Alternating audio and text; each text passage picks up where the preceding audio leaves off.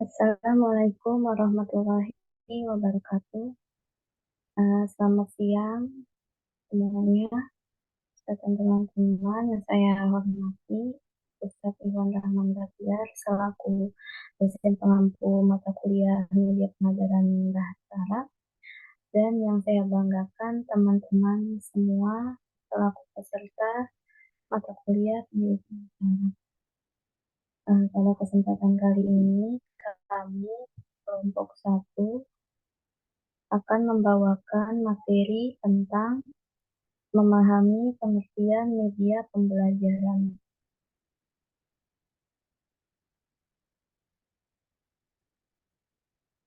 Eh, Kami terdiri dari 3 orang.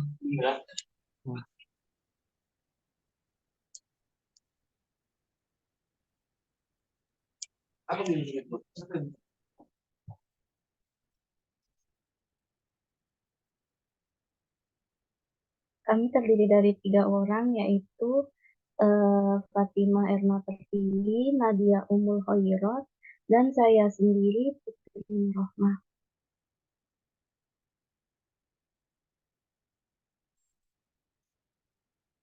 Lalu kita masuk ke pengertian media pembelajaran.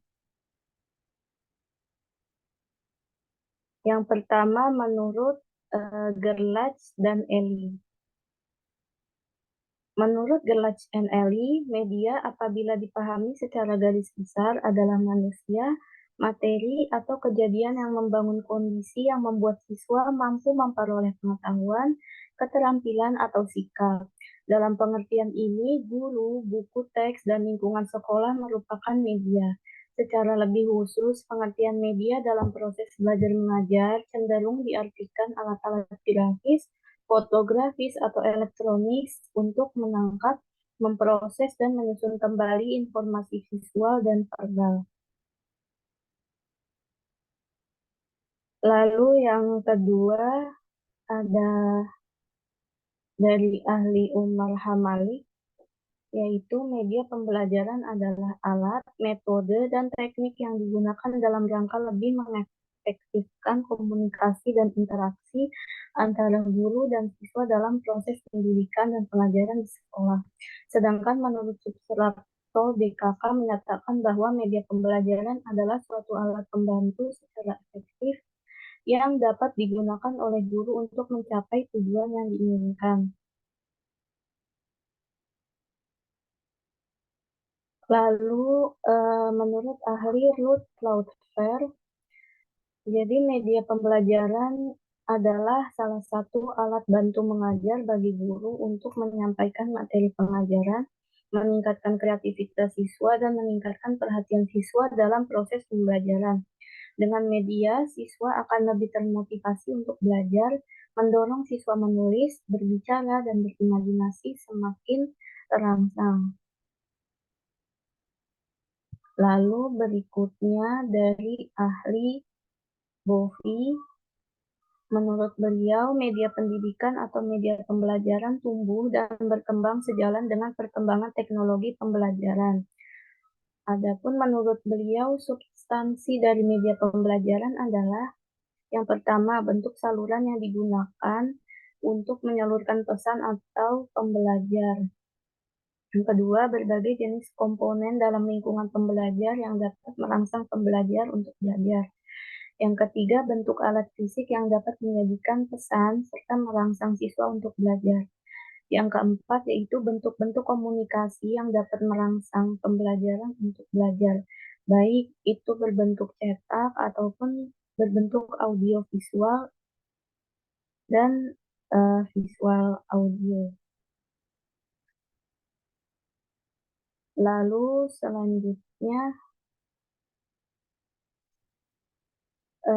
ada sejarah perkembangan media pembelajaran yang dijelaskan oleh rekan saya Fatimah. Dipersilakan. Baik, sejarah perkembangan media pembelajaran itu di sini kita bagi menjadi 4 periode. Era 1600-an, era 1900-an, era 2000-an, dan era abad 21 sampai sekarang. Perkembangan media pembelajaran era 1600-an. Istilah media pembelajaran pada awal sejarah pendidikan tidak begitu dikenal. Untuk menyampaikan materi pelajaran, guru biasanya tuh hanya mengandalkan komunikasi langsung. Guru merupakan satu-satunya sumber untuk memperoleh pelajaran atau ilmu pengetahuan. Nah, pada tahun 1658 terbit sebuah buku teks anak-anak pertama yang ditulis oleh pendidik Ceko bernama Johann Amos Comenius. Dia adalah orang pertama yang menulis buku bergambar yang ditujukan untuk anak sekolah. Buku yang ia tulis berjudul Orbis Sensalium Pictus atau berarti dunia tergambar. Buku ini memiliki pengaruh jangka panjang pada pendidikan anak-anak. Buku ini merupakan pendahulu dari teknik audiovisual dan pendekatan leksikal dalam pembelajaran bahasa. Kemudian, perkembangan media pembelajaran era 1900-an. Nah, pembelajaran sekitar tahun 1900-an ini sudah banyak menggunakan berbagai media pembelajaran. Media belajar lebih dikenal dengan istilah alat bantu belajar.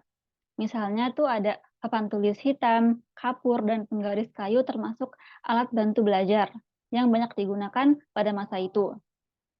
Media pembelajaran pada akhir tahun 1950 mulai dipengaruhi oleh penggunaan alat visual. Nah, alat bantu visual yang digunakan dapat berupa model, objek, dan alat-alat lain yang dapat memberikan pengalaman konkret, sehingga dapat mempertinggi daya serap pembelajar terhadap materi pelajaran. Jenis media yang tergolong visual adalah media cetak verbal, media visual non-verbal grafis, dan media visual non-verbal 3 dimensi. Media cetak verbal antara lain buku, jurnal, majalah, surat kabar. Sedangkan contoh media visual non-verbal grafis antara lain tuh kayak gambar, seperti sketsa, lukisan, dan foto, grafik, diagram, bagan, dan peta. Sedangkan contoh media visual non-verbal 3 dimensi berupa model, miniatur, dan lain-lain. Nah, seiring dengan berkembangnya teknologi, media pembelajaran visual dipengaruhi oleh teknologi audio, sehingga melahirkan kombinasi media audio visual untuk membantu proses pembelajaran. Beberapa contoh media audio adalah program radio, tape recorder, dan lain-lain. Adanya media visual dan audio melahirkan media audio visual. Media tersebut dikenal dengan istilah audio visual aid atau AVA. Beberapa contoh media audio visual antara lain rekaman video, film, dan lainnya. Alat bantu lain yang lahir pada tahun 1900-an antara lain overhead projector atau OHP. Kegunaan OHP dalam pembelajaran adalah untuk memproyeksikan media transparan ke arah layar dengan hasil gambar yang cukup besar. Selain OHP, media pembelajaran lain yang digunakan adalah komputer, di mana perkembangan komputer berlangsung sangat cepat pada tahun 1940 sampai 1971 hingga sekarang. Kemudian, perkembangan media pembelajaran era 2000-an. Nah, media pembelajaran di era 2000-an, papan tulis hitam dan kapur sudah banyak ditinggalkan, diganti dengan papan tulis putih atau whiteboard dan spidol. OHP sudah diganti dengan liquid crystal display (LCD) atau LCD proyektor. Pembelajaran pada tahun 2000 termasuk generasi pembelajar atau siswa pada tahun 2000 termasuk generasi Z. Mereka sudah mengenal ponsel pintar atau smartphone dan komputer sebagai perangkat pribadi. Nah, di era 2000-an, pengajar maupun pembelajar sangat mudah untuk memperoleh materi pelajaran. Hal ini terjadi karena sudah banyak media pembelajaran yang dapat dijadikan sumber belajar. Contohnya, pembelajar dapat mempelajari materi melalui siaran televisi. Fungsi televisi selain sebagai media pembelajaran sekaligus sebagai sumber belajar, begitu juga dengan laptop dan smartphone. Keduanya memiliki fungsi ganda, yaitu sebagai media sekaligus sumber belajar. Nah, kemudian sekarang perkembangan media pembelajaran era abad 21, perkembangan teknologi yang sangat pesat berpengaruh terhadap proses pembelajaran di semua jenjang, mulai dari pendidikan dasar sampai ke pendidikan tinggi. Kemajuan teknologi memberikan dampak pada metode mengajar serta media pembelajaran yang digunakan. Pada abad 21 ini, kebutuhan akan media pembelajaran lebih meningkat lagi kualitasnya. Banyak pengajar yang sudah menggunakan multimedia interaktif. Multimedia interaktif adalah media pembelajaran berbasis komputer yang memuat berbagai macam konten. konten. Kontennya bisa berupa gambar, video, teks, grafik, animasi, serta efek suara yang disertai menu atau instruksi sebagai sarana untuk mendapatkan informasi. Digunakannya multimedia interaktif saat ini mendukung situasi pelaksanaan pembelajaran di tengah pandemik. Sejak pandemi COVID-19, pelaksanaan pembelajaran dilaksanakan secara daring, sehingga interaksi media dan teknologi ikut menentukan berhasil tidaknya pembelajaran. Saat ini pembelajaran sebagian besar dilakukan secara virtual atau kelas yang berbasis telekonferensi. Pengajar dan pembelajar tidak harus berada dalam satu ruangan seperti yang sedang kita lakukan saat ini.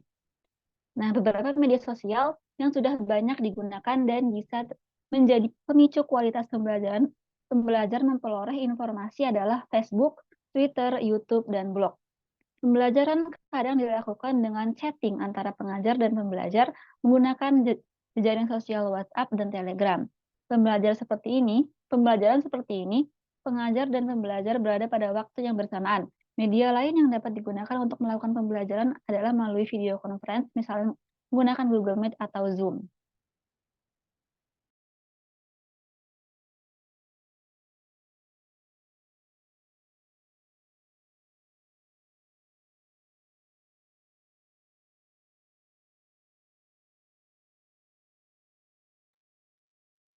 Baik, terima kasih kepada Fatima atas pemaparannya. Berikutnya akan dijelaskan tentang landasan teoritis penggunaan media yang dijelaskan oleh rekan saya Nadia Umang Tenggo. Dipersilakan.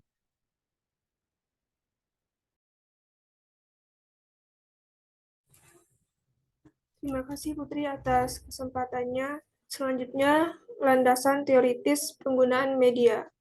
Yang ada 4 landasan, yaitu landasan filosofis, empirik, psikologis, dan teknologi.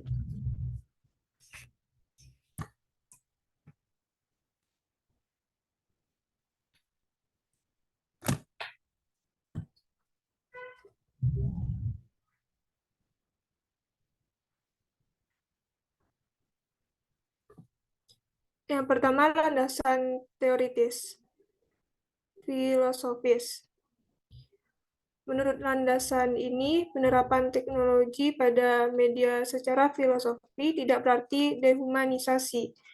Dehumanisasi maksudnya menganggap siswa seperti robot yang dapat belajar sendiri dengan mesin. Jadi guru menerapkan analisis kebutuhan seperti melihat kepribadian siswa, motivasi, dan kemampuan siswa yang beragam. Maka baik menggunakan media berbasis teknologi ataupun tidak, proses pembelajaran yang dilakukan tetap akan menggunakan pendekatan humanis dengan memperhatikan kompleks dan uniknya proses belajar. Maka ketepatan pemilihan media dan metode pembelajaran akan sangat berpengaruh terhadap hasil belajar siswa. Nah, di samping itu, persepsi siswa juga sangat mempengaruhi hasil belajar.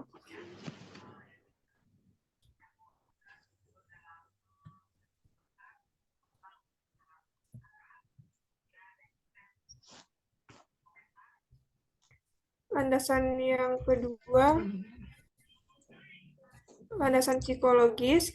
Menurut landasan ini, pendidik harus memperhatikan kondisi psikologis dari peserta didik dan mengetahui bagaimana proses pembelajaran itu terjadi pada peserta didik sehingga dapat mengoptimalkan peran media pembelajaran yang digunakan. Terdapat 3 jenis teori belajar yang berhubungan dengan proses pembelajaran yang terjadi terhadap peserta didik, yaitu teori belajar kognitif, behavioristik, dan konstruktivistik.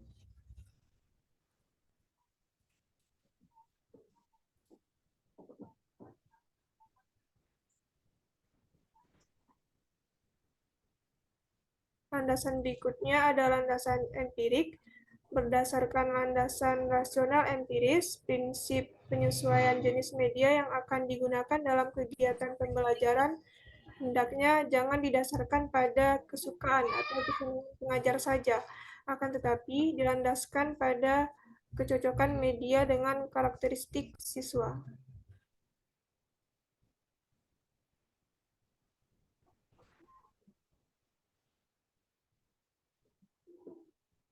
Yang terakhir ada landasan teknologi. Menurut landasan ini, sasaran akhir dari teknologi pembelajaran adalah memudahkan belajar bagi siswa. Para ahli teknologi bekerja mulai dari pengembangan dan pengujian teori-teori tentang berbagai media pembelajaran melalui penelitian ilmiah, dilanjutkan dengan pengembangan desain, produksi, evaluasi, dan memilih media yang diproduksi. Pembuatan katalog untuk memudahkan layanan penggunaannya, mengembangkan prosedur penggunaan, dan akhirnya menggunakan baik pada tingkat kelas maupun pada tingkat yang lebih luas.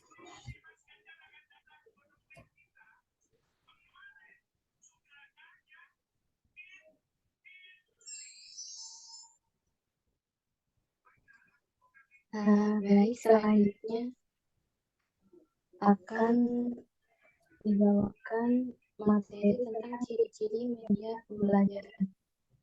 Dibawakan oleh rekan saya Nadia Mulakaira. Dipersilakan.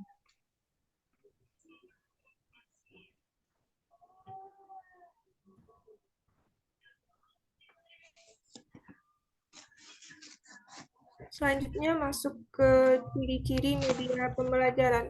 Ada 3. Yang pertama ciri fiksatif. Ciri fiksatif pada media pembelajaran menggambarkan kemampuan media untuk merekam, menyimpan, dan merekonstruksi suatu peristiwa atau objek. Dengan ciri ini, media pembelajaran dapat menangkap gambar, merekam video, atau merekam suara, dan kemudian menampilkan kembali informasi tersebut saat dibutuhkan. Contoh media yang memiliki sifat fiksatif adalah foto, video tape, audio tape, dan disket komputer. Ciri yang kedua ada ciri manipulatif, merupakan cara media atau rekaman video dan audio dapat diedit sehingga guru hanya menampilkan bagian-bagian penting dari ceramah atau pidato, urutan suatu kejadian dengan memotong bagian-bagian yang tidak diperlukan. Kemampuan media dari ciri manipulatif memerlukan perhatian sungguh-sungguh karena apabila terjadi kesalahan dalam pengaturan kembali urutan kejadian atau pemotongan bagian-bagian yang salah, maka akan terjadi pula kesalahan penafsiran yang tentu saja akan membingungkan dan bahkan menyesatkan sehingga dapat mengubah sikap mereka ke arah yang tidak diinginkan. Ciri yang terakhir, ciri distributif. Ciri ini memungkinkan suatu objek atau kejadian ditransportasikan melalui ruangan. Nah, dari media pembelajaran ini, adanya kemampuan untuk menjangkau audiens yang lebih besar jumlahnya dalam satu kali penyajian secara serempak. Dengan cara ini, suatu objek atau kejadian dapat ditransportasikan melalui ruang dan disajikan kepada seluruh besar siswa dengan stimulus pengalaman yang relatif sama mengenai kejadian itu. Contohnya, penggunaan CD dan flash disk memungkinkan informasi atau materi pembelajaran dapat didistribusikan ke berbagai kelas, sekolah, bahkan hingga secara global.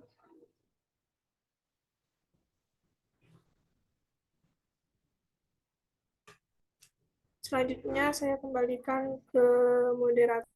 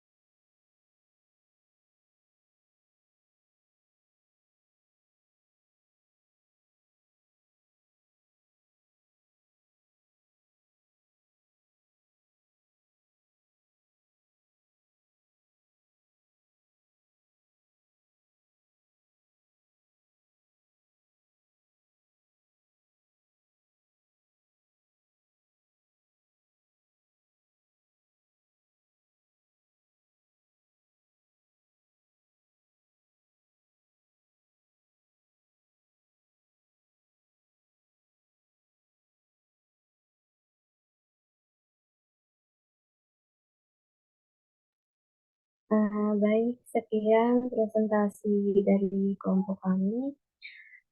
Jika ada pertanyaan, silakan di raise hand atau chat di kolom komentar.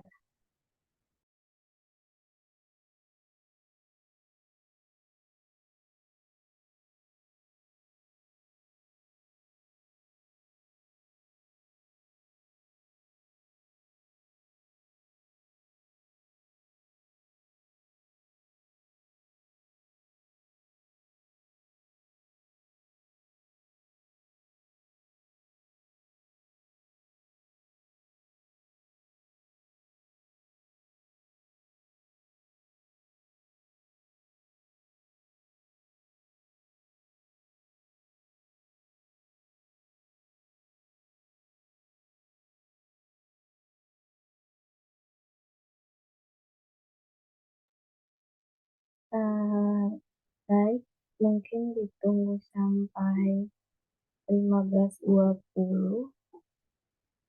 Kalau tidak ada yang bertanya, kami izin menutup presentasi pada hari ini.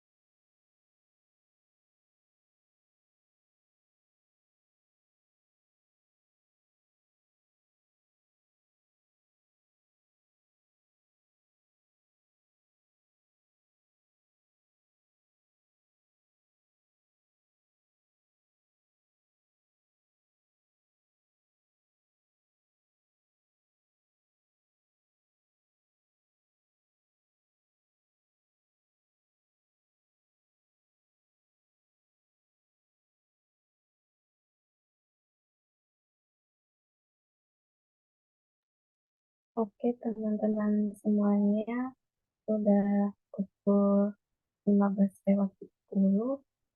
Kalau tidak ada pertanyaan, izinkan kami menutup presentasi pada hari ini.